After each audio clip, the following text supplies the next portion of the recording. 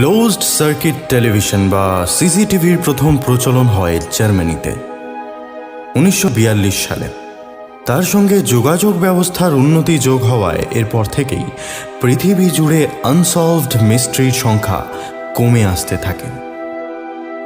বলা বাহুল্য এইসব অমীমাংসিত রহস্যের বেশিরভাগটাই ছিল লোকমুখে ছড়িয়ে পড়া গুজব। সেগুলো বাদ দিলে দু চারটে এমন ঘটনাও পাওয়া যায় যা আজও আমাদের স্তম্ভিত করে দেয়।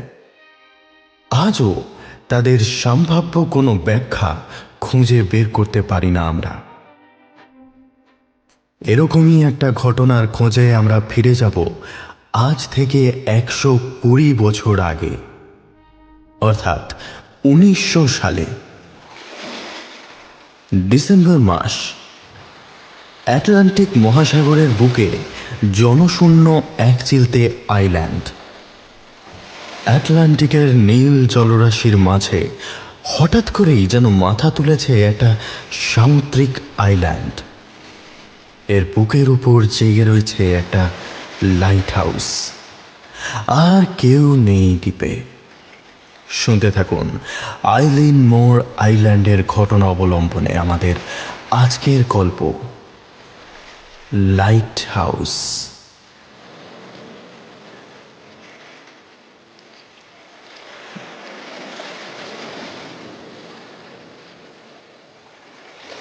ল্যানেন আইলের বাকি দ্বীপগুলো পার করে আমাদের বোটটা এসে থামল আইলিন মোড়ের ল্যান্ডিংয়ের ঠিক সামনে। ছোট একটা লাফ দিয়ে বোট থেকে নামলাম আমি। মাথার উপরে সোজা তাকাতে আইল্যান্ডের একেবারে মাঝখানে জেগে থাকা লাইট হাউসের চূড়াটা চোখে পড়ল। জর্জ বোটটাকে পাথরের এক প্রান্তে বাঁধছিল এতক্ষণ। এবার সেও এসে দাঁড়ালো আমার পাশে। তার দিকে না তাকিয়েই বললাম, এ তো একেবারে নতুন লাইট হাউস মনে হচ্ছে। হ্যাঁ, একেবারেই নতুন, 2 বছর আগে তৈরি। তৈরি হওয়ার আগে কি ছিল এখানে? নাথিং। জর্জ ঘাড় নাড়ায়। বাকি আইল্যান্ডগুলোর মতোই ফাঁকা পড়েছিল। চারপাশে বহুদূর পর্যন্ত জল ছাড়া আর কিছু নেই বলেই 10 বছর আগে এনএলবি সিদ্ধান্ত নেয় একটা লাইট হাউস তৈরি করবে এখানে। তার তৈরি হওয়ার বছর দুয়েকের মধ্যেই তো এই ঘটনা। কথাটা সত্যি। এই আইলিন মোড় দ্বীপে দাঁড়িয়ে চারিদিকে তাকালে বিক্ষিপ্ত কয়েকটা ন্যাড়া আইল্যান্ড আর আটলান্টিক মহাসমুদ্রের সীমাহীন জলরাশি ছাড়া আর কিচ্ছু দেখা যায় না। আইল্যান্ডটাও একেবারেই ছোট, দৈর্ঘ্য প্রস্থ মিলে 1 কিলোমিটারের খানিক কম। কিছুটা পাথুরে জমি, চারপাশ ঘিরে থাকা সমুদ্র আর একটা 7 তলা উঁচু লাইট হাউস ছাড়া আর কিছুই নেই আইল্যান্ডে। 1 সপ্তাহ আগে এই লাইট হাউস থেকেই নাকি 3 জন রক্ষী গায়েব হয়ে গেছে। লাইট হাউসটা দেখাশোনার দায়িত্ব ছিল তাদের উপর। আপাতত নতুন লোক যতদিন না বহাল হচ্ছে ততদিন আমাদের দায়িত্ব হলো লাইট হাউসটা অপারেট করা। জর্জ আমার পাশে পাশে হাঁটতে শুরু করেছে। লাইট হাউসের চূড়াটা দেখতে দেখতে বলি, যে 3 জন গায়েব হয়েছে তাদের নাম কি জানো? থমাস মার্শাল, জেমস ডুকথ আর Donald MacArthur. Thomas, James, Donald. বিড়বিড় করি আমি। এখানে আসার আগে নর্দার্ন লাইট হাউস বোর্ডের এক কর্তার কাছ থেকে গোটা ঘটনাটাই শুনেছি। সে ঘটনা যতটা চমকপ্রদ ততটাই রহস্যজনক। মনের মধ্যে পুরো ব্যাপারটা একবার গুছিয়ে নিলাম আমি। লাইট হাউসটা তৈরি হওয়ার পর থেকে মোট 4 জন লোককে সেটা দেখাশোনার দায়িত্ব দেওয়া হয়। গোটা দ্বীপে ওই 4 জন ছাড়া আর কোনো জনপ্রাণী থাকতো না। এই 4 জনের মধ্যে 3 জন দ্বীপেই থাকত। একজন খাবার দাবার বা প্রয়োজনীয় জিনিসপত্র আনতে স্কটল্যান্ডের মূল ভূখণ্ডে পাড়ি দিত। ঘুরিয়ে ফিরিয়ে প্রত্যেকের উপরেই পড়ত দায়িত্বটা। দ্বীপে যে গোলমেলে কিছু একটা ঘটছে সেটা প্রথম নজরে আসে 15ই ডিসেম্বর। রাত তখন প্রায় 10:30টার কাছাকাছি। আর্টার নামে একটা স্টিমার জনা 30 যাত্রী নিয়ে দ্বীপের ধার ঘেঁষে পার হচ্ছিল।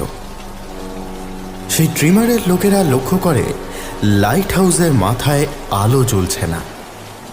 গোটা আইল্যান্ডটা একটা গা ছমছমে অন্ধকারে ঢেকে রয়েছে। ব্যাপারটা স্বাভাবিক নয়। এমন অন্ধকার রাতেও আলো জ্বালায়নি রক্ষীরা। আলো যদি কোনোভাবে খারাপ হয়ে গিয়ে থাকে তাহলেও আইল্যান্ডের ল্যান্ডিংয়ে রক্ষীদের সাপ্লাই বক্স নিয়ে দাঁড়িয়ে থাকার কথা। স্কটল্যান্ডে ফিরে এসে নর্দার্ন লাইট হাউস বোর্ডকে ব্যাপারটা জানায় স্টিমারের লোকেরা। বোর্ড তখন ঘটনাটা খতিয়ে দেখতে জোসেফ মুর নামে এক রিলিফ কিপারের নেতৃত্বে হেসপারেস নামে একটা জাহাজ পাঠায়। আবহাওয়া ভালো ছিল না বলে হেসপারেসের আইলিন মোড়ে পৌঁছাতে বেশ কয়েকটা দিন লেগে যায়। 26শে ডিসেম্বর সকালে আইল্যান্ডে এসে লাইট হাউসের দিকে তাকিয়ে অবাক হয়ে যান ইয়োসেফ। লাইট হাউসের বাইরে যেখানে সবুজ পতাকা লাগানো থাকে সেখান থেকে পতাকা গায়েব। দূর থেকে জাহাজ আসতে দেখলে সেই জাহাজকে ওয়েলকাম করতে লাইট হাউসের রক্ষীদের বাইরে বেরিয়ে আসার কথা, অথচ গোটা আইল্যান্ডটা ফাঁকা, কোথাও কেউ নেই। সামনে পৌঁছে মুর দেখেন লাইট হাউসের দরজা বাইরে থেকে বন্ধ।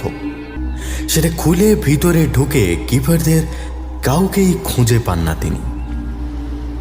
জাহাজে ফিরে এসে আরও 2জন লোককে নিয়ে আবার লাইট হাউসে ফিরে যান মুর। প্রাথমিকভাবে তাদের ধারণা হয়েছিল ঝড় জলের মধ্যে কোনোভাবে পাড় থেকে পিছলে সমুদ্রে পড়ে মৃত্যু হয়েছে 3 জনের। কিন্তু লাইট হাউসের ভিতরটা একটু খতিয়ে দেখতে কয়েকটা অদ্ভুত ব্যাপার চোখে পড়ে তাদের। মুর বুঝতে পারেন জলে পড়ে মৃত্যুর থিওরিটা অসম্ভব। তাহলে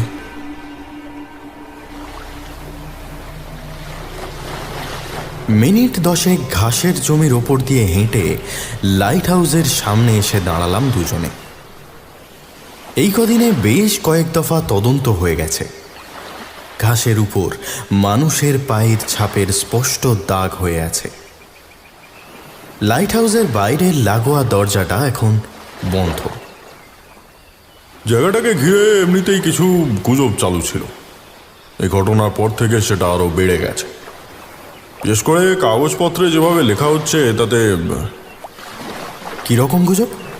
মানে এই ধরনের আইল্যান্ডকে ঘিরে যেরকম গুজব রটে আর কি। এক সময় সব আইল্যান্ডই মাটির তলায় ছিল। প্রায় 600 বছর আগে জলের স্তর নিচে নেমে যাওয়াতে উপরে উঠে আসে। আশপাশ দিয়ে যাওয়ার সময় অনেকেই নাকি এই দ্বীপের উপর কিছু বড় কালো ছায়াকে আনাগোনা করতে দেখেছে। কেউ কেউ বলে দ্বীপটাকে নাকি মাঝে মাঝে দেখা যায় না, সমুদ্রের বুকে কিছুক্ষণের জন্য গায়েব হয়ে যায়। Vanishing island? আগে হ্যাঁ, ভয়ে অনেক জাহাজই এ পথ দিয়ে যাতায়াত করতে চাইতো না। অনেকটা সেই কারণেই তৈরি হয়েছিল লাইট হাউসটা। আর সেই লাইট হাউস থেকেই এবার রক্ষী গায়েব হয়ে গেল। আচ্ছা, তোমার কি মনে হয় কি ঘটেছিল এখানে? জর্জ একটু হাসে, মাথার টুপিটা কপালের উপরে টেনে নিয়ে বলে, ভূতপ্রেতের কথা বাদ দিলে ব্যাখ্যা তো একটাই। আবহাওয়া খারাপ ছিল, পাড়ে রাখা সাপ্লাইয়ের বক্সগুলো হয়তো তুলে আনতে গেছিল 3 জন। এমন সময় পাথর ভেঙে 3 জনেই নিচে পড়ে যায়। বটে। আমি লাইট হাউসের দরজায় একটা হাত রাখি।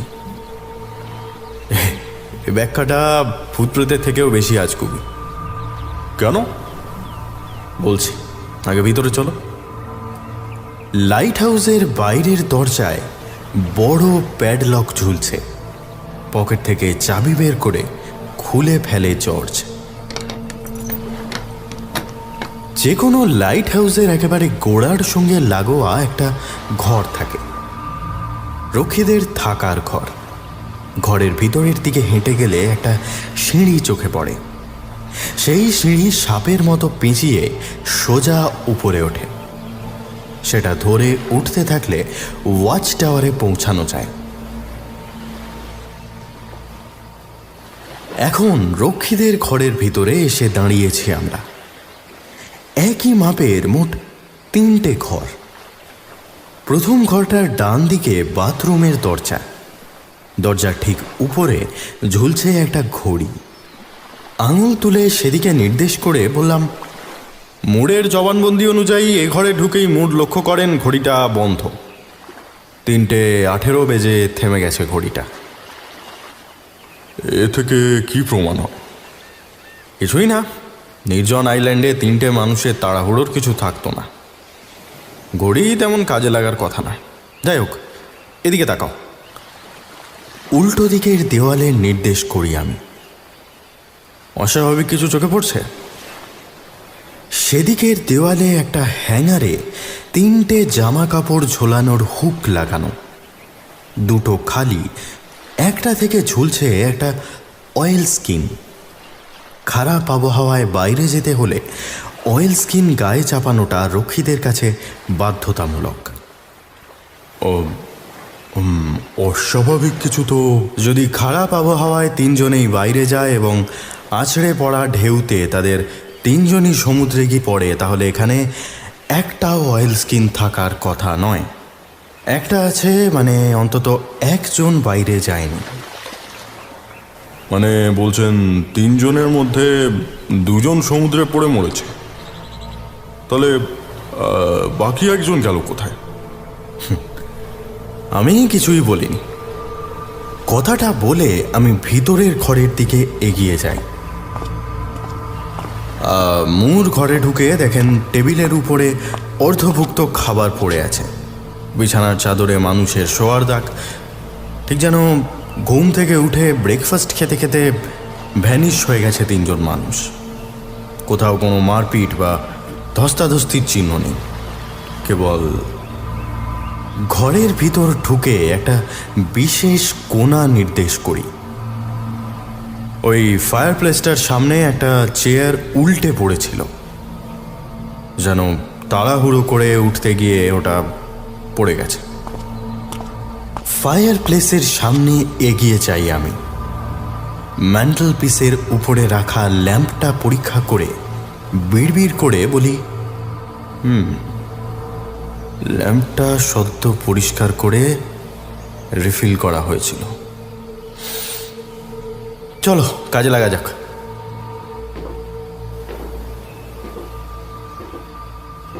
ঘরটা পেরিয়ে ওয়াচ টাওয়ারের সিঁড়ি বেয়ে উঠতে আরম্ভ করি আমরা।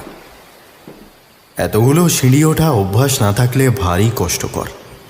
2-3টে তলা উঠে খানিক দম নিয়ে আবার উঠতে থাকি।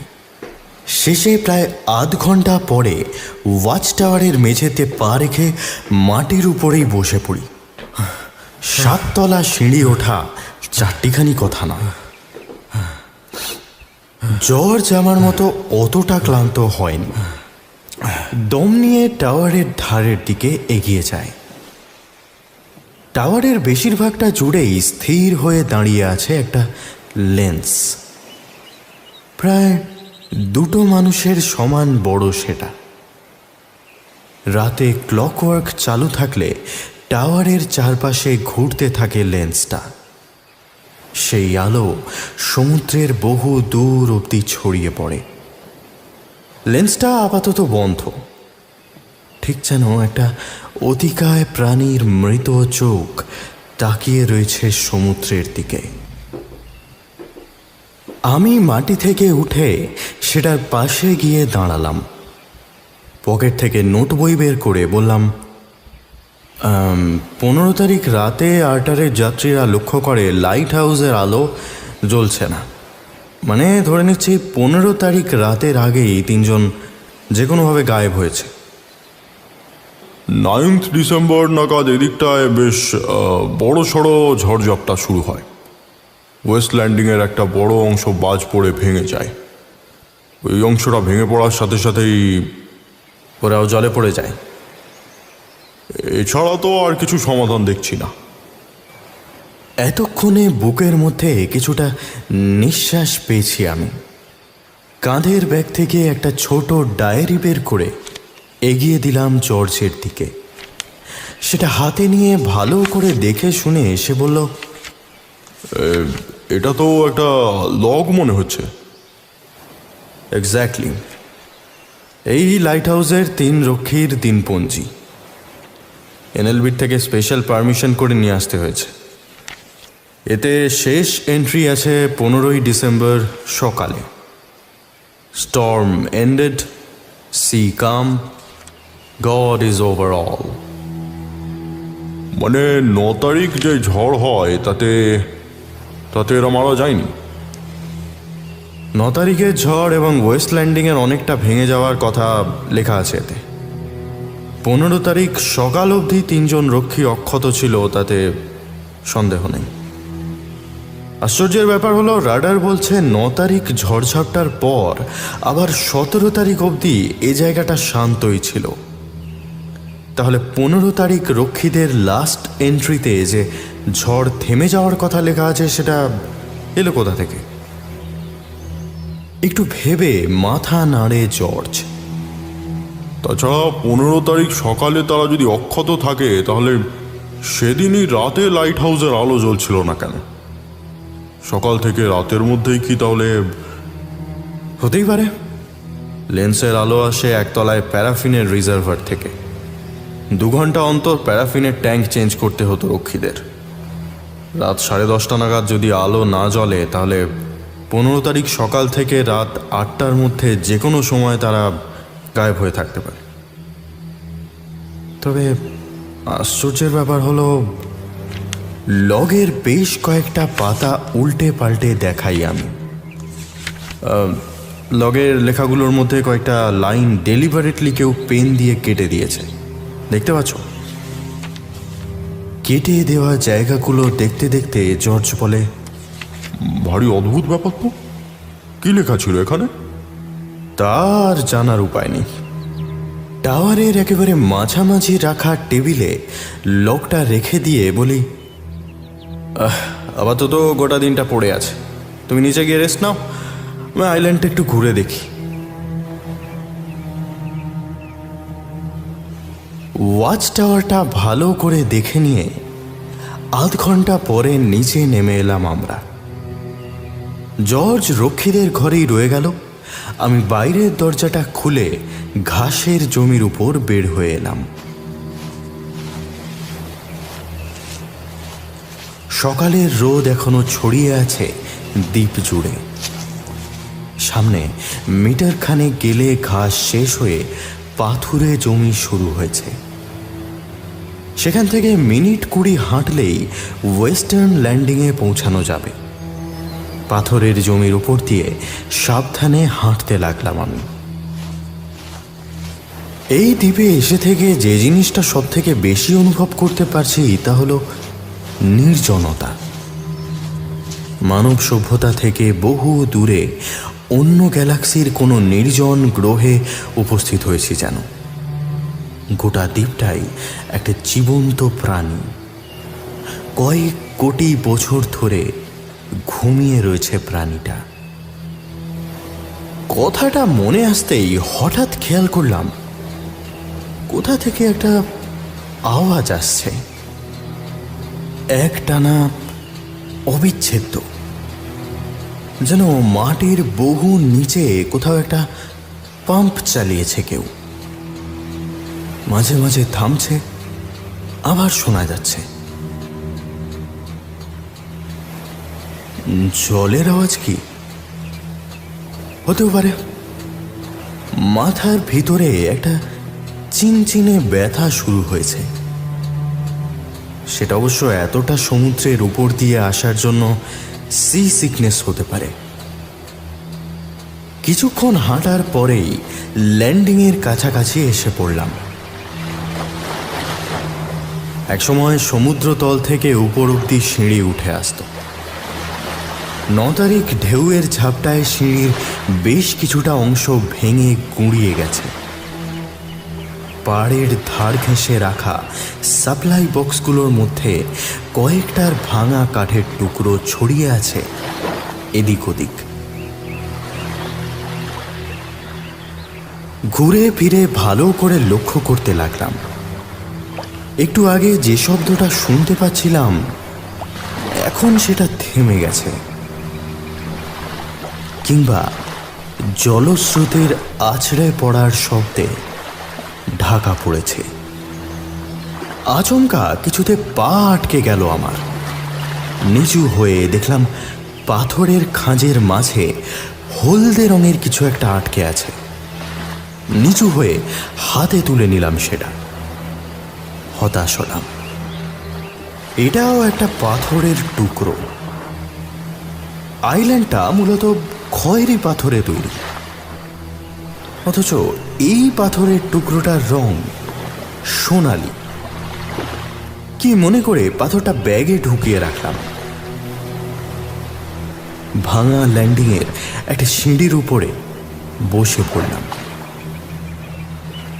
এক গাদা জটিল প্রশ্ন মাথার ভিতরে জমাট বেঁধে আছে। লোক তিনটে যে মারা গেছে তাতে সন্দেহ নেই, কিন্তু জনহীন বিচ্ছিন্ন আইল্যান্ডের বুক থেকে তাদের দেহটাই বা উবে গেল কি করে? পায়ের কাছে তাকাতে একটু অবাক হলাম। জুতোর পাশেই পাথরের উপরে এক ঝাঁক গঙ্গা ফড়িং জাতীয় পোকার মৃতদেহ পড়ে আছে। সমুদ্রের ধারে ড্রাগন ফ্লাই বিরল নয়। পা দিয়ে ঠেলে সরিয়ে দিলাম ঝাঁকটা, এবং দিতেই প্রথমবারের জন্য অদ্ভুত একটা ব্যাপার খেয়াল করলাম। শুধু ওই ঝাঁকটা নয়, আমার আশেপাশে ছড়িয়ে পড়ে আছে অসংখ্য পোকার মৃতদেহ। আশ্চর্য, সব পোকা কি একসঙ্গে মরে গেল? একটা ভাবনা এসে চেপে ধরল আমাকে। কোনো ধরনের জীবাণু ছড়িয়ে পড়েছিল বাতাসে, তাতেই অসুস্থ হয়ে পড়ে তিনজন। না, তাহলেও তো সব হিসেব মিলছে না। চারপাশ ঘিরে থাকা আটলান্টিকের অন্তহীন জলরাশির মতোই রহস্যপূর্ণ এই দ্বীপটা।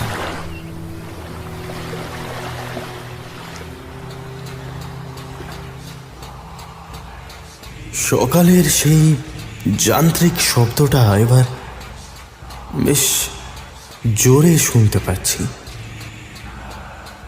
চারপাশ খেয়াল করে বুঝতে পারলাম একটা অন্ধকার সিঁড়ি দিয়ে নেমে চলেছি আমি। নিচের দিকটা অন্ধকার। পেছনে তাকিয়েও কিছু দেখা যাচ্ছে না। কোথা থেকে যেন মন্ত্র উচ্চারণের শব্দ আসছে, সঙ্গে সেই চলমান পাম্পের মতো যান্ত্রিক আওয়াজ। কোথায় এসে পড়েছি আমি? এক মনে নিচে নামতে লাগলাম। এবার মনে হলো নিচ থেকে হালকা সবুজ একটা আলো ভেসে আসছে। স্থির নয়, প্রতি মুহূর্তে কম্পিত হচ্ছে আলোটা। মনের ভিতরে কেউ বলল, নিচে যাওয়া ঠিক হবে না। একবার নিচে গেলে ফিরে আসার আর পথ থাকবে না। তাও কোনো দিকে না তাকিয়ে নেমেই চলেছি। আচমকা খেয়াল হলো আমার জামার ভিতরে কিছু একটা নড়াচড়া করছে, যেন জীবন্ত একটা পায়রা লুকিয়ে আছে সেখানে। হাত গলিয়ে সেটা বের করে এনেই আমি চমকে গেলাম। সেই সোনালি পাথরটা, সেখান থেকেই আসছে মন্ত্রটা। কানের কাছে তুলে ধরলাম সেটা। না, ভাষাটা অস্পষ্ট, কিছু বুঝতে পারছি না। সামনে চোখ তুলে তাকালাম। সবুজাভ আলোর মধ্যে অস্পষ্ট কুয়াশার মতো দাঁড়িয়ে আছে তিনটে মানুষ। হাত তুলে আমাকে কিছু ইশারা করতে চাইছে তারা। কিছু একটা বিশেষ কথা জানাতে চায় আমাকে। ইশারাগুলো যেন আগেও দেখেছি আমি, কিন্তু কোথায় চিনতে পারলাম না। কে আপনারা? কি বলতে চান? আমি চিৎকার করে উঠলাম, আর সঙ্গে সঙ্গে ভেঙে গেল ঘুমটা। জর্জ প্রায় ঝুঁকে পড়েছে আমার মুখের উপরে। আমি তাকে সরিয়ে ধরফর করে উঠে বসলাম। চারপাশে তাকিয়ে ধাতস্থ হলাম একটু। দুঃস্বপ্ন দেখার মতোই জায়গা বটে। স্মিত হেসে বলে জর্জ। দুকাতের লগেও দেখছি সেও মাঝে মধ্যেই দুঃস্বপ্ন দেখত। পাশের টেবিলে রাখা জলের গ্লাসটা তুলে নিয়ে একটু জল খেলাম। দম নিতে নিতে বললাম,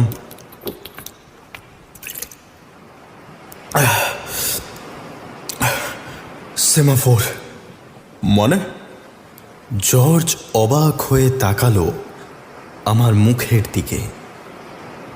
ফ্ল্যাগ সেমাফোর মানে শব্দ শোনা যায় না এমন দূরত্বে দাঁড়িয়ে থাকা দুটো মানুষের মধ্যে ব্যবহার হওয়া সাইন ল্যাঙ্গুয়েজ। দুহাতে দুটো পতাকা নানান রকমভাবে ধরে ইংরেজি বর্ণমালার 26টা অ্যালফাবেট বোঝানো হয় এতে। এখানকার রক্ষীরা দূরে দাঁড়িয়ে থাকা জাহাজের ক্যাপ্টেনের সঙ্গে এই সংকেতের ভাষাতেই কথা বলতো। আমার স্বপ্নে একটু থেমে জর্জের মুখের দিকে তাকিয়ে বললাম, এই সেমাফোরের ভাষাতেই ওরা কিছু কিছু বলতে চাইছিল আমাকে। কি বলছিল? মনে পড়ছে না। তিনজনের দুটো হাত আলাদা আলাদা অবস্থানে ছিল। সম্ভবত একটা শব্দ আমাকে জানাতে চাইছিল ওরা, কিন্তু সে ভাষা তুমি জানো? না, জানার কিছু নেই। একবার বলে দিলে তুমি নিজেও বুঝতে পারবে। ধরো, দুটো হাত কোমরের দুপাশে রেখে তুমি সোজা দাঁড়িয়ে আছো, অর্থাৎ তোমার শরীরটা যদি ঘড়ি হয় তাহলে 6:30 বাজে। এটা হলো রেস্ট, বা দুটো শব্দের মাঝে একটা স্পেস। এবার ডান হাতের পতাকাটা একটু দূরে সরিয়ে মাটির সঙ্গে 45 ডিগ্রি এইভাবে রাখো, অর্থাৎ ঘড়িতে 6:37। এটা হলো এ। ডান হাতটা আর একটু ওপরে তোলো, অর্থাৎ 6:45। এই হলো বি। আর একটু ওপরে তোলো, 6:52। এই হলো সি। এইভাবে চলতে থাকে। জর্জ আবার নিজের বিছানার কাছে ফিরে গিয়ে বলে, মানে গায়েব হওয়া তিনটে মানুষ তোমাকে স্বপ্নে কিছু সংকেত দিচ্ছে। অস্বাভাবিক কিছু নয়। 15 তারিখের আগে অবধি থমাস মার্শালের বয়ানে কিছু গন্ডগোল দেখতে পাচ্ছি আমি। কীরকম গন্ডগোল? লগের পাতা উল্টে একটা বিশেষ জায়গা সামনে মেলে ধরে জর্জ। তারপর বলে, থমাস নিজে নাকি এই আইল্যান্ডে বেশ কয়েকবার বিড়ালের ডাক শুনতে পেয়েছিলেন। 12 তারিখ প্রবল ঝড়ঝাপটা শুরু হয়। মার্শাল লিখেছেন, সেই ঝড়ে ভয় পেয়ে ম্যাকআর্থার কান্নাকাটি শুরু করেন। এখানে তিনটে ব্যাপার অস্বাভাবিক। 1, এই আইল্যান্ডে বিড়াল থাকা অসম্ভব। 2, 9 থেকে 17 তারিখ অবধি অ্যাটলান্টিকের এই দিকটায় কোনো ঝড় ছিল না। আর 3, ম্যাকআর্থার অভিজ্ঞ নাবিক। জীবনের বেশিরভাগটা তিনি সমুদ্রের উপরেই কাটিয়েছেন। সমুদ্রতল থেকে প্রায় 150 ফুট উঁচুতে সদ্য তৈরি হওয়া নিরাপদ লাইট হাউসে বসে সামান্য ঝড়ঝাপটার ভয়ে কাঁদবেন কেন? তাছাড়া শেষ দিকে দুকাত নাকি প্রচণ্ড চুপচাপ হয়ে গেছিলেন। দুটো মানুষের চারিত্রিক বৈশিষ্ট্য সম্পূর্ণ পাল্টে গেছিল। পকেট থেকে বের করে ঘড়ি দেখে নিলাম আমি। রাত প্রায় 3:30-এর কাছাকাছি। বিছানার পাশের খোলা জানলা দিয়ে আটলান্টিকের ঠান্ডা হাওয়া ভেসে আসছে শনশন করে, ঠিক যেন মানুষের গোঙানির শব্দ। সম্ভবত ঝড় আসতে চলেছে। সমুদ্রের ধারে জড়ো হওয়া কিছু গ্যানেট পাখির ডাক কানে আসছে। তাদের এক টানা চিৎকারে মনে হয় যেন একটা মৃতদেহ ভেসে এসেছে সমুদ্রের ধারে। একদিকে দেওয়ালে পিঠ রেখে বললাম, এমনও হতে পারে এই নির্জন দ্বীপে এতদিন থাকতে থাকতে লোকগুলোর মাথায় কিছু গোলমাল দেখা দেয়, তারপর তিনজনই সমুদ্রে ঝাঁপিয়ে আত্মহত্যা করে। লগ অনুযায়ী 15 তারিখের আগে অবধি কারো চুপচাপ হয়ে যাওয়া আর কান্নাকাটি করা ছাড়া আর কোনো মাথার ব্যামো তো দেখছি না। রাতারাতি 3 জন মানুষের মাথা খারাপ হয়ে গেল।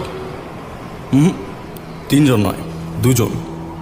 ধরো দুকাত আর ম্যাকআর্থার রাতের দিকে কোনো কারণে পাড়ের কাছে যায়। মার্শাল তখন ঘরের ভিতরেই ছিল। সে লাইট হাউসের জানলা দিয়ে দেখে একটা বড় ঢেউ আছড়ে পড়তে চলেছে আইল্যান্ডের উপর। সে দুকাত আর ম্যাকআর্থারকে ফিরিয়ে আনতে দ্রুত বাইরে যায়। তাড়াহুড়োতে চেয়ারটা মাটিতে পড়ে যায় আর অয়েল স্কিনটা পড়তে ভুলে যায়। যতক্ষণ সে পাড়ে পৌঁছায় ততক্ষণে ঢেউ এসে আছড়ে পড়েছে। 3 জনেই আটলান্টিকের বুকে হারিয়ে যায়। জর্জের মুখ দেখে বোঝা যায় কিছু একটা চিন্তায় ডুবে গেছে। একটা সিগারেট ধরিয়ে ঠোঁটের কোণায় আটকে রাখে, তারপর সেটা সরিয়ে নিয়ে বলে, এটা ছাড়া আর কোনো ব্যাখ্যা পাওয়া যাচ্ছে না। অথচ এটা মেনে নিতেও মন চাইছে না। পরে তো পাঁচিল তোলা নেই, সেখানে দাঁড়িয়ে দুটো অভিজ্ঞ লোক অত বড় একটা ঢেউ দেখতে পেল না। বিছানা থেকে উঠে জানলার ধারে গিয়ে দাঁড়ালাম আমি। জলো হাওয়ার ঝাপটা লাগলো মুখে। খানিক দূরে আটলান্টিকের জলরেখা শুরু হয়েছে। আইল্যান্ডের পাড় পেরিয়ে দিগন্তরেখা অবধি ঢেকে রয়েছে অন্ধকারে। লাইট হাউসের আলো এখন জ্বলছে। সেই আলো মাঝে মাঝে অন্ধকারের কিছুটা অংশ আলোকিত করে আবার সরে যাচ্ছে পেছনের দিকে। জমাট অন্ধকারের দিকে তাকিয়ে থাকতে থাকতে হঠাৎ চমকে পিছিয়ে এলাম আমি।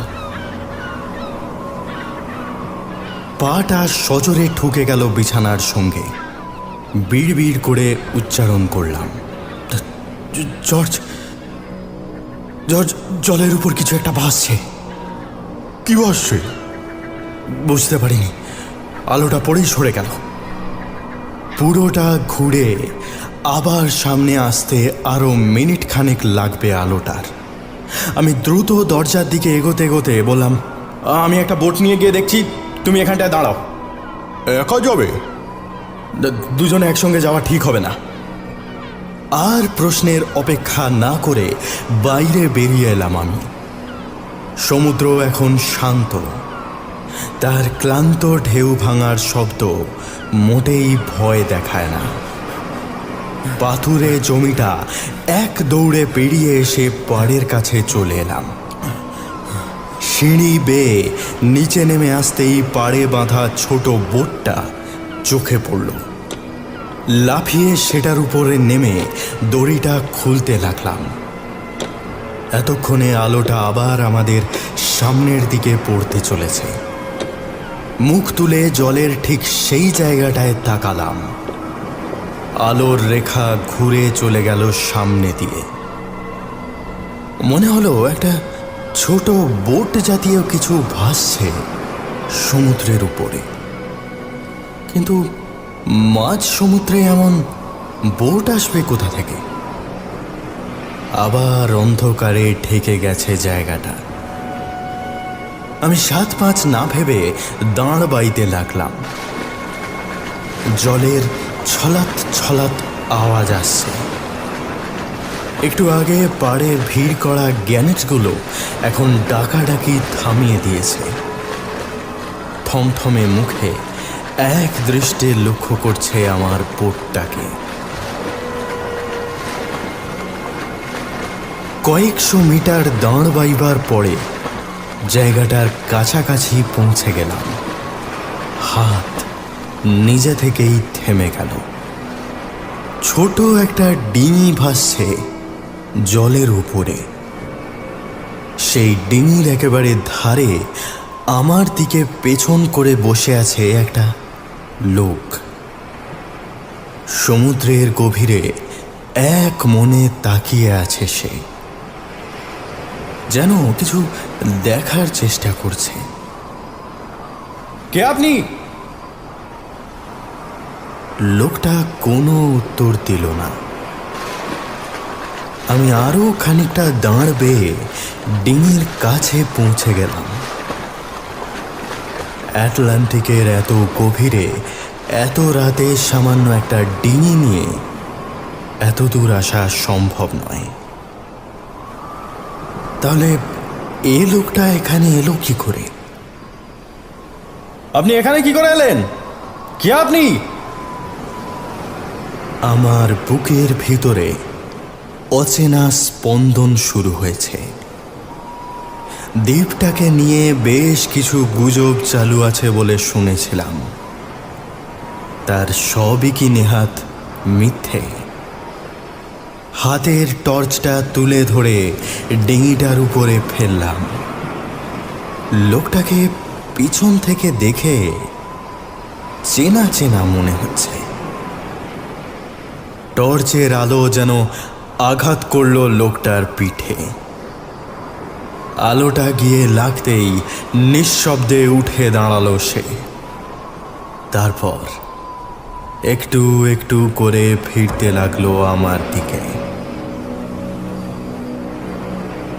আমি প্রায় নিঃশ্বাস বন্ধ করে অবাক হয়ে দাঁড়িয়ে দেখলাম আমার সামনে দাঁড়িয়ে থাকা মানুষটা আর কেউ নয়,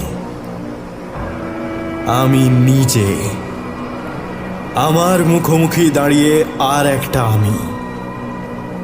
এ কি অবিশ্বাস্য দৃশ্য! আমি চোখ কচলে আবার মুখ তুলে তাকালাম। না, কোনো ভুল নেই। ডিঙিটায় দাঁড়িয়ে থাকা মানুষটার সঙ্গে আমার কোথাও কোনো তফাৎ নেই। যেন জলের উপরে একটা অলৌকিক আয়নার সামনে এসে দাঁড়িয়েছি। কে আপনি? আর তো চিৎকার করে উঠলাম। প্রাণহীন সমুদ্রের বুকে প্রতিধ্বনিত হতে লাগলো চিৎকারটা। আমার সামনের মানুষটার ঠোঁটের দুটো পাশ ফাঁক হয়ে একটা হাসি ফুটে উঠছে। বিভৎস কুটিল অথচ নীরব একটা হাসি।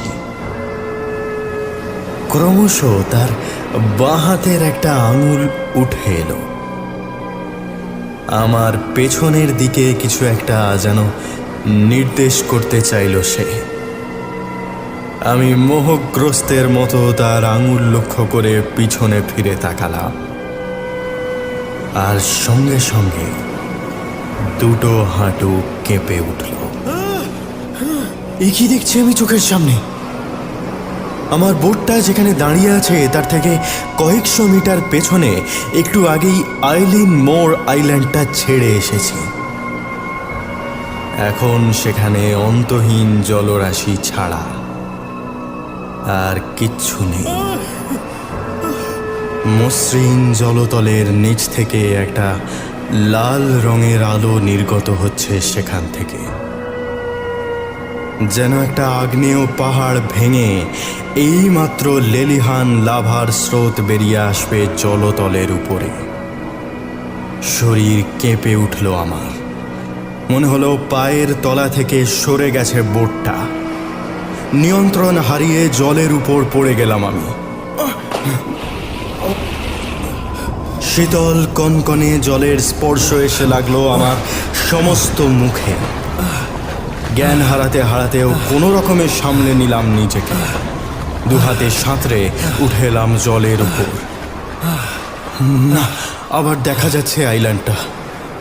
তার একেবারে মাঝখানে মাথা তুলে দাঁড়িয়ে আছে লাইট হাউস। আমি চারপাশে তাকালাম। জলের উপরে আমার বোটটা ছাড়া আর কিচ্ছু নেই এখন। কসরত করে বোটের উপরে উঠে এলাম। সমস্ত শরীর ভিজে চুপচুপে হয়ে আছে। মাথার ভিতরটা ভার হয়ে আছে অসম্ভব, যেন হাজারটা মৃত পোকা হঠাৎ করেই জেগে উঠেছে আমার খুলির ভিতর। বড় করে কয়েকটা নিঃশ্বাস নিতে মনটা শান্ত হলো। চারিদিকে তাকাতে মনে হলো কোথা থেকে যেন আলো আসছে। নিচে তাকাতেই দেখলাম সেই সোনালি রঙের পাথরটা এতক্ষণ আমার পকেটেই ছিল। জলে পড়ে একটা মিহি আভা বেরিয়ে আসছে সেটা থেকে।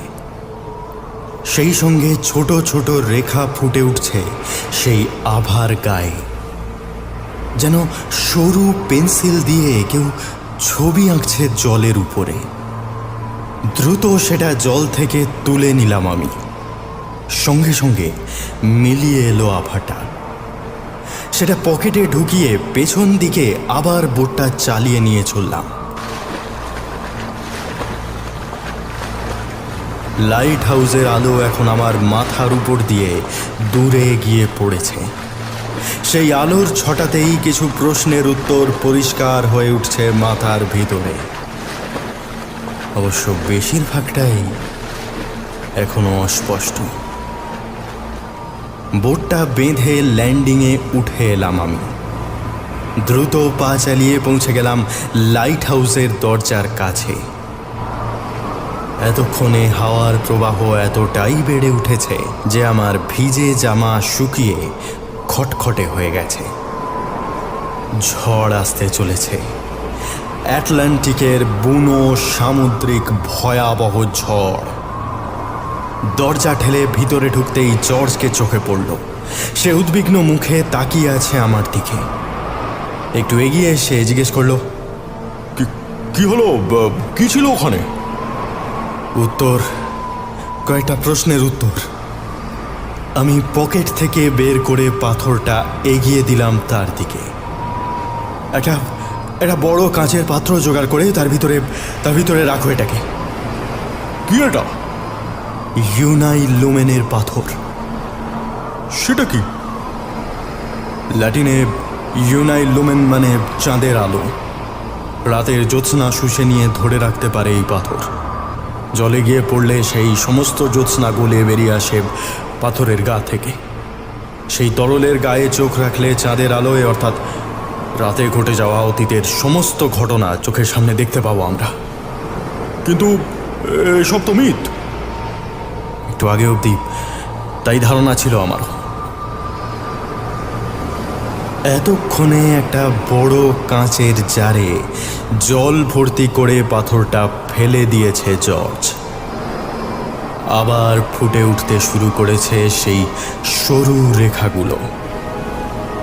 একটু পরেই এই দ্বীপে ঘটে যাওয়া সমস্ত ঘটনা সিনেমার দৃশ্যের মতো স্পষ্ট হয়ে উঠবে আমার চোখের সামনে। একটু পিছিয়ে এসে মাটির উপরেই বসে পড়লাম। একটা ছোট কাগজ টেনে নিয়ে তার উপর পেন্সিল বুলাতে লাগলাম আমি। তিনটে মানুষ, তিনটে বর্ণ।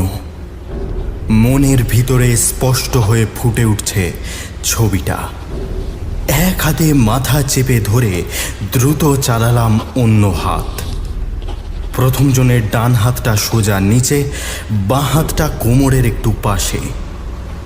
জি, দ্বিতীয় জনের দুটো হাতই শরীরের ডান দিকে। ঘড়ির কাঁটায় যেন 9টা বাজতে 10। ও পরের ছবিটা আর বলে দিতে হলো না। ডান হাত নিচে নামানো, বাঁ হাত সোজা মাথার উপরে। ডি। গড! চিৎকার করে উঠল George. Storm ended, See come, God is over all. লগের শেষ এন্ট্রিটা মনে মনে বলে উঠলাম আমি। দেবতা, আমাদের বুঝতে ভুল হয়েছিল জর্জ।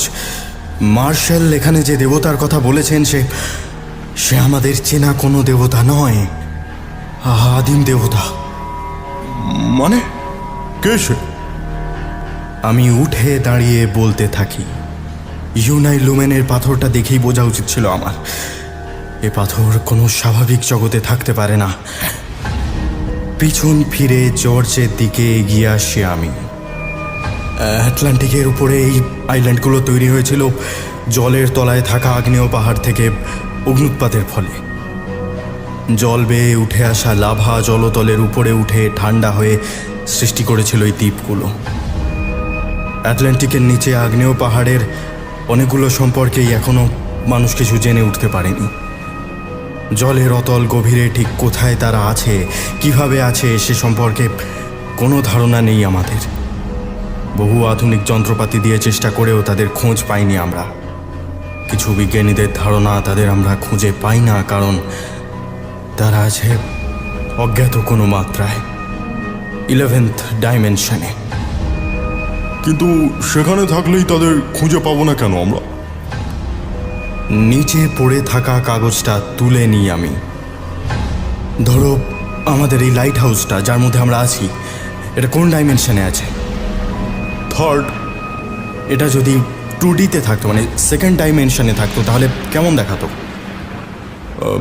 কাগজে আঁকা ছবির মতো। এবারে ভাবো, ওই আঁকা ছবির মধ্যে আমাদের খুঁজে পাওয়া যেত কি? দুদিকে ঘাড় নাড়ে জর্জ। যেত না।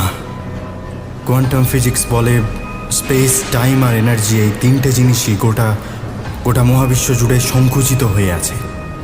তুমি যত বেশি মাত্রায় যেতে পারবে তত জট ছাড়িয়ে নিজের আসল রূপ দেখাতে থাকে সে। যেহেতু আমরা এখনো সেখানে যেতে পারিনি, তাই সেখানে কি আছে আমাদের পক্ষে জানা সম্ভব নয়। এই দ্বীপটাও ঠিক তাই।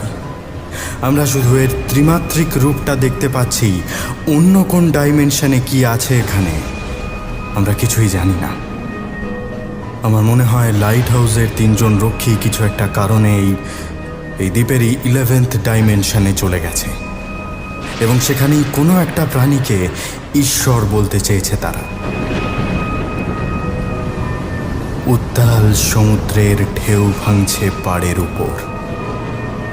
মনে হয় একটা অতিকায় দানব লকলকে জিভ বাড়িয়ে গ্রাস করতে চাইছে আইল্যান্ডটাকে। ঝোড়ো হাওয়ার দাপটে জানলার পাল্লাগুলো ভেঙে পড়বে এবার। দ্রুত এগিয়ে গিয়ে পাল্লাগুলো বন্ধ করার চেষ্টা করলাম আমি, কিন্তু কোনো লাভ হলো না তাতে। হাত দিয়ে ধরার আগেই শক্ত কাঠের পাল্লাগুলো ছিটকে উড়ে গেল বাইরে। খোলা জানলা দিয়ে বাইরে তাকিয়ে দেখলাম আইল্যান্ড থেকে কয়েকশো মিটার দূরে গোটা সমুদ্রটা যেন শয্যা ছেড়ে সোজা হয়ে দাঁড়িয়ে পড়েছে। বিরাট একটা ঢেউ এক্ষুনি আছড়ে পড়বে আইল্যান্ডের উপরে। গোটা আইল্যান্ডটাই হয়তো ডুবে যাবে অতল জলের তলায়। হায় ভগবান, এমন ভয়াবহ ঝড় আমি আগে দেখিনি। ঝড় নয়, আমি তার দিকে না ফিরেই বললাম, চতুর্থ মাত্রার ঈশ্বর জেগে উঠেছেন। সম্ভবত অতল জলের তলায় থাকেন তিনি।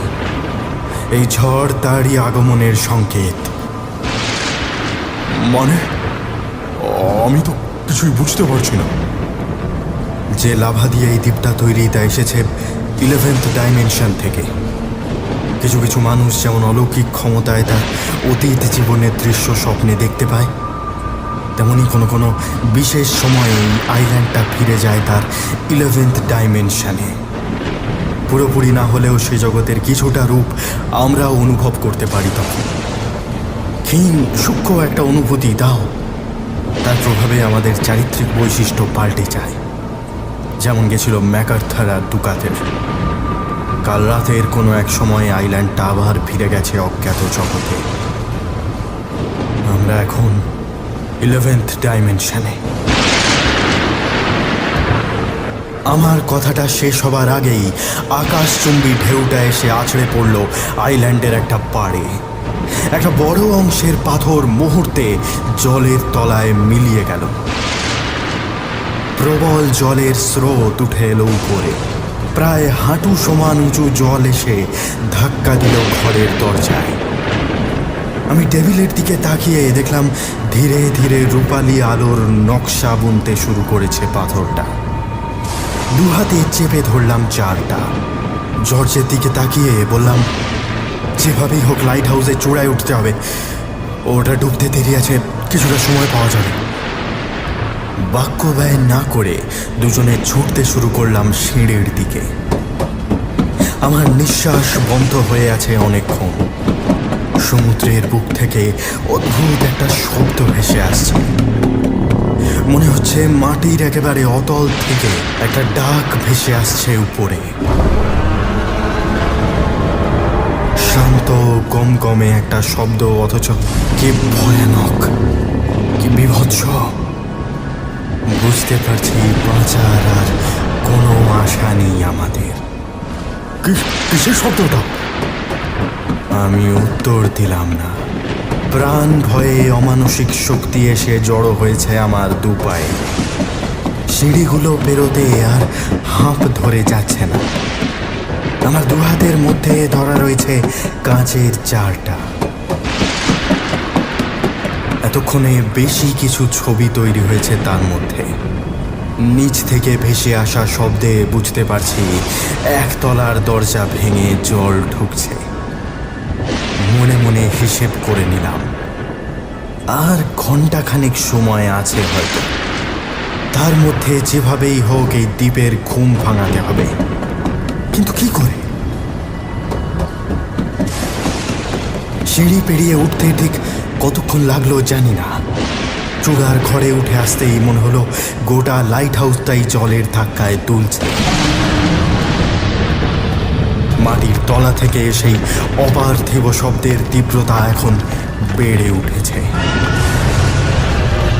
চারদিকের দেওয়ালে বেশিরভাগটা খোলা বলে বাইরেটা স্পষ্ট দেখতে পাচ্ছি। ডাঙা বলে আর কিছুর অস্তিত্ব নেই এখন। আমার থেকে মিটার খানেক দূরত্বে পাক খেতে থাকা লেন্সের আলো যেখানে গিয়ে পড়েছে, সেখানেই উত্তাল সমুদ্র তরঙ্গ ছাড়া আর কিছুই চোখে পড়ছে না। এখন তার সাদা ফেনায় একটা বিজাতীয় লাল রং এসে মিশতে শুরু করেছে। জর্জের কাছে এগিয়ে গেলাম আমি। যে করেই হোক ওই প্রাণীটাকে আটকাতে হবে আমাদেরকে। জলের তলা থেকে যে উঠে আসছে তার কাছ থেকে রক্ষা করতে হবে নিজেদের। আমার কথাটা জর্জ বুঝতে পেরেছে বলে মনে হলো না। সে বিস্ময় মাখা চোখে চেয়ে আছে আমাদের থেকে 75 ফুট নিচে ফুঁসতে থাকা আগ্রাসী লালচে জলের দিকে। আমি তার কাঁধ ধরে ঝাঁকা দিলাম। মন দিয়ে শোনো জর্জ, কিছু বিশেষ বিশেষ সময় এই দ্বীপটা একাদশ মাত্রায় চলে আসে। একটা সময় আবার স্বাভাবিক জগতে ফিরে যায়। আমরা যদি সেই সময়টুকু অক্ষত অবস্থায় কাটিয়ে দিতে পারি, তাহলে দ্বীপের সঙ্গে সঙ্গে আমরাও আবার ফিরে যাব। কিন্তু তার আগেই দেবতা যদি আমাদের গ্রাস করে ফেলে, তাহলে আর ফিরে যাওয়া হবে না আমাদের। লাইট হাউসের 3 রক্ষীও সেই দেবতার গ্রাসেই হারিয়ে গেছে। কিন্তু আমরা বাঁচবো কি করে? এই লাইট হাউসটা তো বেশিক্ষণ। আমি মাথা নাড়লাম। ধীরে ধীরে এগিয়ে গেলাম কাঁচের চারটার দিকে। সেখানে এতক্ষণে ফুটে উঠতে শুরু করেছে কদিন আগের একটা রাত, সম্ভবত 12ই ডিসেম্বরের রাত। সেদিনই কোনো এক সময় 11th ডাইমেনশনে চলে যায় আইল্যান্ডটা। আমি বিড়বিড় করে বলি, 9 থেকে 15 তারিখ অবধি কোনো জাহাজ এই দ্বীপের পাশ দিয়ে যায়নি। গেলে আটলান্টিকের বুকে এই জায়গায় জল ছাড়া আর কিছু দেখতে পেত না। এবার বুঝতে পারছো কেন ওই 3 দিন সমুদ্র শান্ত থাকা সত্ত্বেও ঝড়ঝাপটার কথা লেখা আছে লগবুকে। লাইট হাউসটা কেঁপে ওঠে একবার। সঙ্গে সঙ্গে চারের জলে ফুটে ওঠা ছবি মুছে গিয়ে আবার নতুন ছবি ফোটে। 14 তারিখের রাত, জলের তলা থেকে লাল রঙের কিছু একটা উঠে আসছে উপরের দিকে। ছবি ঝাপসা হয়ে আসে, লাল রংটা ধীরে ধীরে কালোতে পরিণত হয়। একটা অন্ধকার ছায়া ঢেকে ফেলে আইল্যান্ডটাকে। একটু একটু করে ঝড়ের দাপট কমে আসে। আমি পাশ থেকে জর্জের গলা শুনতে পাই। Storm ended, sea calm, God is over all. জারের ভিতরে এবার অস্পষ্ট কিছু লেখা ফুটে উঠতে শুরু করেছে। লগের হারিয়ে যাওয়া এন্ট্রিগুলো। চাঁদের আলোয় বসে সারাদিনের বিবরণ লিখে রাখত রক্ষীরা। কাঁপা কাঁপা দুজন মানুষের হাতের লেখা ফুটে উঠল আমার চোখের সামনে। আজ সমুদ্র থেকে আবার ডাক ভেসে ঈশ্বর আমাকে ডাকছেন। সমুদ্রের গভীর থেকে প্রকৃত রূপ দেখতে মনে চাইছে।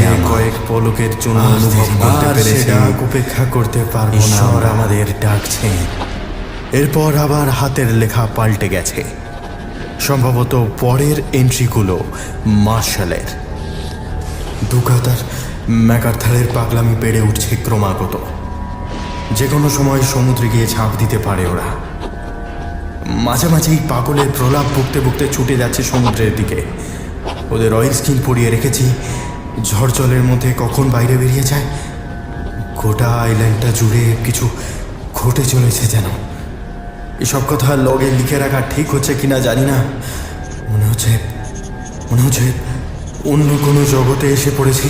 উফ, কোনোভাবে যদি কাউকে জানানো যেত। মুক্তির কোনো উপায় নেই।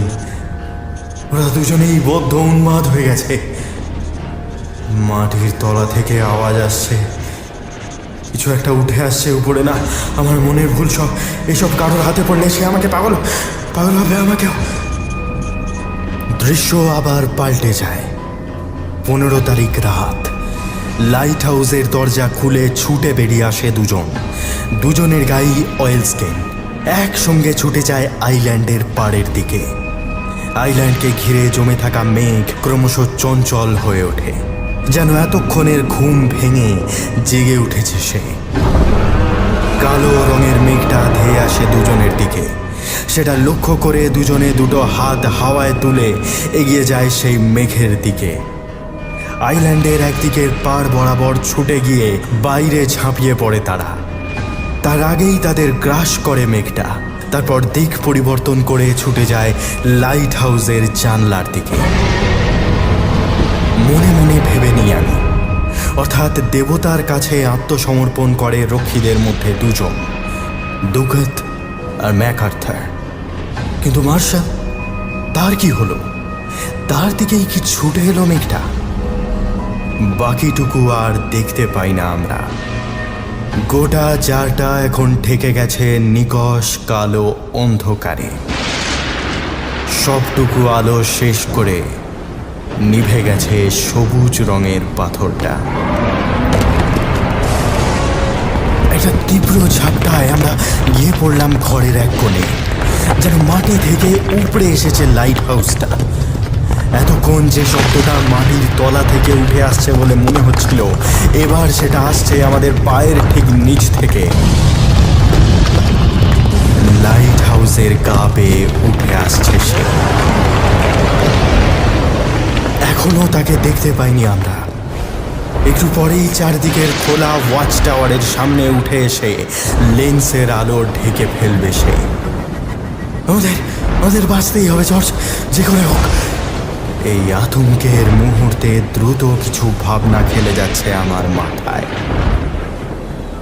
এমন কি ঘটে যাতে চেয়ারটা ঘরের মেঝেতে উল্টে পড়ে যায়? তারা কি বাঁচতে চাইছিল কোনোভাবে?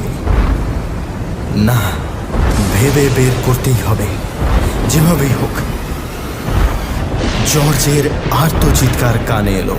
সেটা ছাপিয়ে লাইট হাউসের ঠিক বাইরেটায় একটা আকাশ ফাটানো আর্তনাদ, যেন গোটা আটলান্টিক মহাসমুদ্রটাই কোনো জীবিত দানবের রূপ নিয়ে আছড়ে পড়ছে লাইট হাউসের উপরে। আকাশের বুক থেকে নেমে আসছে হিলহিলে সাপের মতো কিছু প্রাণী, যাদের গা বেয়ে ঝরে পড়ছে খয়েরি গলিত ধাতুর মতো কোনো তরল। হিংস্র ভয়ানক একটা বাঁশির ভিতর দিয়ে ঝড়ের বাতাস বইছে। বুঝলাম, আদিম দেবতা আমাদের শরীরের খুব কাছে উপস্থিত হয়েছেন। একটু পরেই আমাদের গ্রাস করবেন তিনি। এই মৃত্যু আতঙ্কের মধ্যেও একটা ব্যাপার মনে পড়ে গেল আমার। সেদিন পাথরের খাঁজে খাঁজে অসংখ্য গঙ্গা ফড়িংয়ের মৃতদেহ চোখে পড়েছিল। প্রায় 6 মিলিয়ন বছর ধরে পৃথিবীতে আছে তারা। মানুষের থেকে ঢের বেশি অভিযোজন হয়েছে তাদের শরীরে। বিবর্তিত পরিবেশে বেঁচে থাকার অনেক বেশি শক্তি প্রকৃতি দিয়েছে তাদের। কি সেই বিবর্তন? কে মারল তাদের? কিসের রহস্য এখনো ভেদ করতে পারেনি মানুষ? এক ডাইমেনশন থেকে অন্য ডাইমেনশনে যাবার একমাত্র রাস্তা কি? মুহূর্তে উত্তরটা ভেসে উঠল মাথার ভিতর। মৃত্যু। ডাইমেনশন পরিবর্তিত হলে গঙ্গা ফড়িংয়ের শরীর নিজেই নিজেকে শেষ করে ফেলে। সে আবার ফিরে যায় স্বাভাবিক মাত্রায়। 15ই ডিসেম্বর লাইট হাউসের ভিতর থেকে দুজন রক্ষী উন্মত্ত অবস্থায় ছুটে যায় মেঘের দিকে। মার্শাল কোনোভাবে বুঝতে পারে এই পরিবর্তিত জগৎ থেকে মুক্তির একমাত্র রাস্তা হলো আত্মহনন। লাইট হাউস থেকে বেরিয়ে আসা দুজনকে আত্মসাৎ করে মেঘটা। ততক্ষণে মার্শাল সিলিংয়ে দড়ি বেঁধে ঝুলছেন সিলিং থেকে। পায়ের তলায় শুধুমাত্র একটা চেয়ার। মেঘটাকে জানলা দিয়ে এগিয়ে আসতে দেখে তিনি লাথি মেরে চেয়ারটা সরিয়ে দেন। কিন্তু বুকের ভিতর থেকে প্রাণবায়ু বেরিয়ে যেতে একটু সময় লাগে তার। সেই সময়ের মধ্যেই দেবতা তাকে গ্রাস করেন। 3 জন মানুষ হারিয়ে যান আইল্যান্ডের বুক থেকে। আইল্যান্ডটা সেদিন রাতেই আবার যখন স্বাভাবিক মাত্রায় ফিরে আসে, তখন প্রাণের শেষ চিহ্ন মুছে গেছে সেখান থেকে।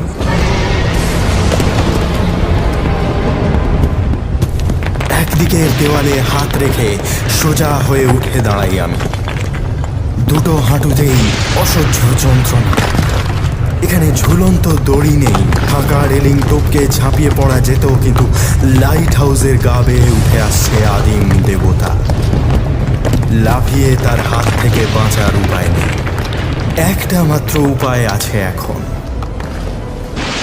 অন্ধকার আটলান্টিকের উপর একটাও আলোর বিন্দু নেই। আকাশ থেকে সমস্ত তারা মুছে গেছে।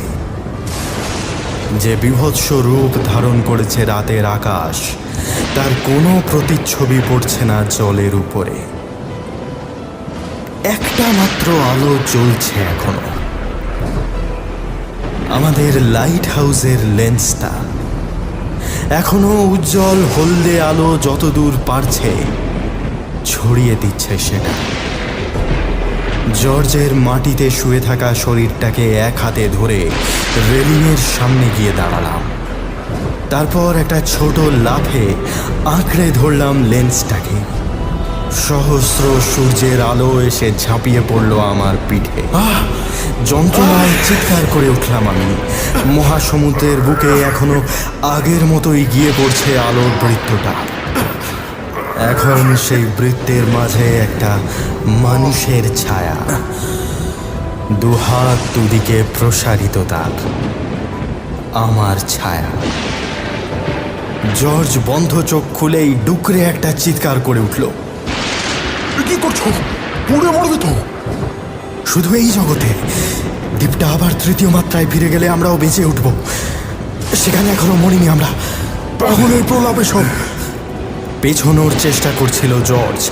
রেলিংয়ের ধারের একটা ইট খসে পড়ল তার পায়ের নিচ থেকে। তার শরীরটা টাল সামলাতে না পেরে গড়িয়ে গেল নিচের দিকে। কোনো রকমে হাত দিয়ে একটা ধার খামচে ধরল সে। আর ঠিক সেই মুহূর্তে তার শরীরের পাশ দিয়ে একটা দৃশ্য চোখে পড়ল আমার। মৃত্যুর মুখে দাঁড়িয়েও সে দৃশ্য আমার বুকের ভিতর রক্ত শূন্য করে দিল। অন্ধকারের ভিতরে একটা জীবন্ত অস্তিত্ব।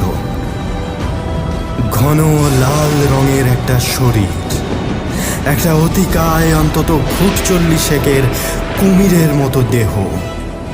সেই দেহ থেকে বেরিয়ে এসেছে অসংখ্য সুরের মতো ডানা। সেগুলো সাপের মতো এগিয়ে দিয়ে বারবার উপরে উঠে আসার চেষ্টা করছে সে। এক পলকের জন্য তার চোখ দুটো এসে পড়ল আমার চোখে। খাঁজ কাটা সরীসৃপের মতো চোখ। হিংসা নেই, লোভ নেই, বিভৎসতা নেই, শুধু এক অদ্ভুত অজ্ঞাত জগতের দরজা খোলা আছে সেই চোখে। সে একবার ফিরে তাকালো জর্জের ঝুলন্ত শরীরের দিকে, তারপর সহস্র ডানার উপর ভর দিয়ে এগিয়ে আসতে লাগলো আমার দিকে। অনুভব করলাম লেন্সের উষ্ণতায় আমার পিঠের চামড়া পুড়ে গিয়ে মাংস পুড়তে শুরু করেছে এখন। এইবার আলো এসে পড়বে আমার হৃৎপিণ্ডে। দুটো হাত আলগা করে দিল জর্জ। তার অবশ শরীরটা খসে পড়ল নিচের দিকে।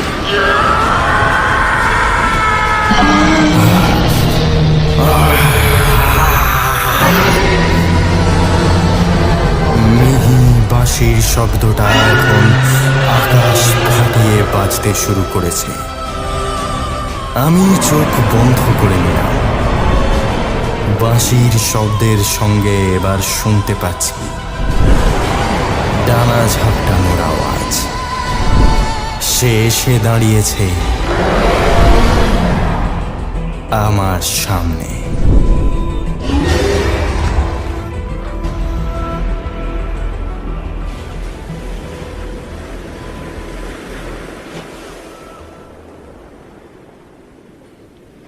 মুখে রোদ এসে পড়তেই চোখ খুলে গেল আমার। সঙ্গে সঙ্গে উঠে বসে পড়লাম। সকাল হয়েছে। লাইট হাউসের খোলা বারান্দা দিয়ে উপরে ঘন নীল আকাশ চোখে পড়ছে। সমুদ্রের ঢেউয়ের শব্দ কানে আসছে। আবার কি তবে ফিরে এসেছি নিজেদের জগতে? এর মাঝে কতটা সময় কেটে গেছে কে জানে। আমার শরীরের ঠিক পাশেই স্থির হয়ে দাঁড়িয়ে আছে লেন্সটা। সমুদ্রের নীলচে জলের রং তার গায়ে। ঠিক যেন একটা ঘোলাটে চোখ। চারপাশে তাকাতেই দেখলাম টাওয়ারের একটা অংশের ইট খসে গেছে। বেশ কিছুটা ফাঁক হয়ে আছে সেখানে। উঠে গিয়ে নিচে তাকালাম। লাইট হাউসের নিচে পড়ে আছে জর্জের দেহটা। দ্রুত সিঁড়ি দিয়ে নেমে ছুটে গেলাম নিচে। ঘরগুলো পেরিয়ে দরজা খুলে বাইরে বেরোতেই তার উপুড় হয়ে পড়ে থাকা শরীরটা চোখে পড়ল। হাওয়ার ধাক্কায় একটু একটু যেন নড়ে উঠছে হাত দুটো। বেঁচে আছে। তার সামনে গিয়ে দাঁড়িয়ে এক হাতে ঠেলা দিলাম তাকে। জর্জ, জর্জ, শুনতে পাচ্ছ আমার কথা? বার তিনেক ডাকার পর চোখ মেলে আমার দিকে তাকালো সে। বোকার মতো তাকিয়ে রইল কিছুক্ষণ। পর মুহূর্তে আতঙ্কের ছাপ খেলে গেল তার মুখে। উঠে বসে বলল, কাল রাতে। আমি তাকে অভয় দিলাম। ভয়ের কিছু নেই, বিপদ কেটে গেছে। চারপাশটা ঠাউর করতে লাগলো সে। আমি তার পাশে বসে পড়ে বললাম, এর মাঝে দিন দিনে কেটে গেছে। এই কদিনে কোনো স্টিমার বা জাহাজ এখান দিয়ে গেলে লাইট হাউসে আলো জ্বলছে না বলে হয়তো রিপোর্ট করবে আবার। তবে ততক্ষণ অপেক্ষা করা যাবে না, বেরোতে হবে আমাদের। কোথায় যাবে? শুনেছি পাশেই কিছু কোরাল আইল্যান্ড আছে। ডিঙি করে সেখানে গিয়ে উঠবো আপাতত। ওখানে ভয়ের কিছু নেই। মাথায় একটা হাত দিয়ে বসেছিল জর্জ। মুখ তুলে বলল, পুরো ব্যাপারটা এখনো বিশ্বাস হচ্ছে না আমার। 11th dimension. পকেট থেকে বের করে একটা সিগারেট ধরালাম আমি। তার ধোঁয়া বাতাসে ছড়াতে ছড়াতে বললাম,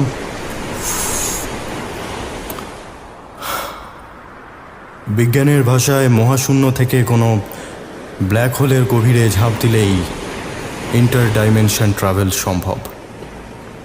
তবে সেটা মানুষের পক্ষে সুখকর নয়, তা তো বুঝতেই পারছো। কিন্তু দ্বীপটা আবার ফিরে এসেছিল কবে? সম্ভবত 15 তারিখ রাত 10টার আগে। আর্টার স্টিমারের লোকজন দেখে অন্ধকারে ডুবে আছে আইল্যান্ডটা, কারণ ততক্ষণে যা হবার হয়ে গিয়েছে। আমরা এখানে আসার পর থেকেই একটা পাম্পের আওয়াজ পাচ্ছিলাম, মনে আছে? মাথা যন্ত্রণা শুরু হয়েছিল সেই সঙ্গে। সে সময়ই আইল্যান্ডটা আবার ডাইমেনশন চেঞ্জ করছিল। আর ঘড়িটা থেমে গেছিল কেন? যে ডাইমেনশনে আমরা গেছিলাম সেখানে সময়ের অস্তিত্ব ছিল না, তাই সে ডাইমেনশনে গেলে থেমে যায় ঘড়িটা। জর্জ এগোতে চাচ্ছিল, কি মনে হতে ফাঁকা ফ্ল্যাগ স্টাফটা দেখিয়ে বলল, আর পতাকাটা গেল কোথায়? ওটা সম্ভবত 17 তারিখ থেকে যে ঝড় শুরু হয় তাতেই উড়ে যায়। আটলান্টিক মহাসমুদ্রের কোনো এক কোনায় পড়ে আছে হয়তো। মিনিট 10 মধ্যে জিনিসপত্র নিয়ে ঘর থেকে বেরিয়ে আসি আমরা।